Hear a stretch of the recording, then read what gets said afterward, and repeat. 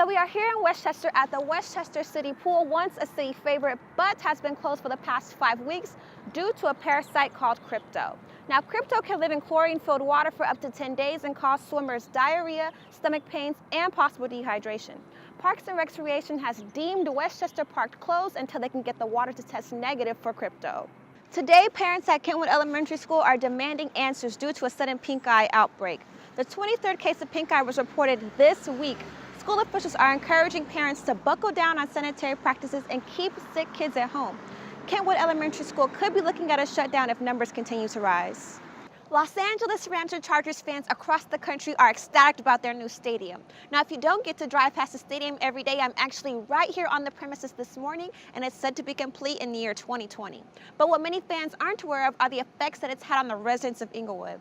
The residents have already experienced high traffic, higher rent, construction, and a few new faces in the neighborhood. I've been living here for like 8 years now, and I notice, like a lot of new people that I don't see. And of course, being here in a business, the main thoroughfare, we see a lot of people passing by.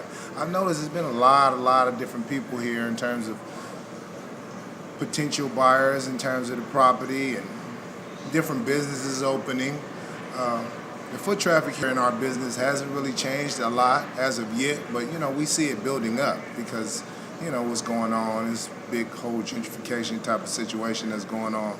So, we kind of see it building up, but in terms of foot traffic and more business, it really hasn't happened yet. But like I said before, you see things are changing in a major way. Along with the new foot traffic has picked up on Manchester, Prairie, and Pinckney, which all surround the stadium. Due to the higher volume of people in the city, renters are wondering, will their rent increase? There's no rent control in Inglewood, so I definitely see rent going higher in Inglewood due to the changes. If you're looking for something to do on your Sunday fun day, look no further. Right here in downtown Los Angeles, we have Smorgasburg LA, where you can find good eats, vintage clothing, and they have a beer garden in the back. I actually had a chance to try a Filipino brioche bun,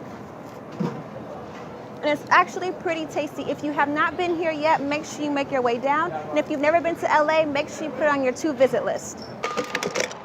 If you were planning to take a road trip this summer, you might want to think again. Gas prices are on the rise without an end in sight. According to AAA, the average cost of a gallon of unleaded regular gas is already 25 cents more than it was last year. The average price for gas in Southern California is currently $3.58 per gallon.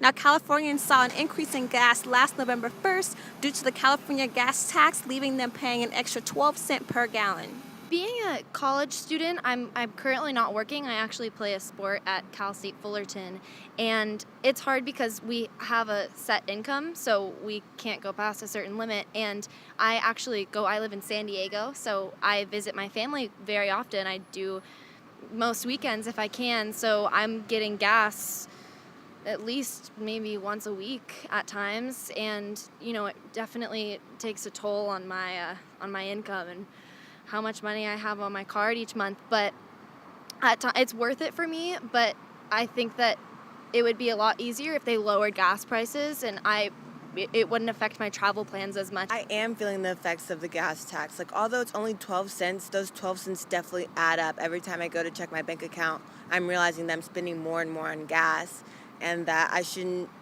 be going everywhere that I really want to go because those 12 cents really add up. While this is the most inconvenient time for consumers to pay higher prices at the pump, this is the perfect time for gas companies to raise prices as families are going on road trips and summer vacations. Probably not going to drive as much. I might take the train.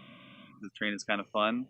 And I'll definitely carpool a lot more and plan around my driving rather than driving myself, because I'm not a fan of paying a lot of money for gas. For those of you who aren't as frugal, you can expect to pay $4 a gallon this summer.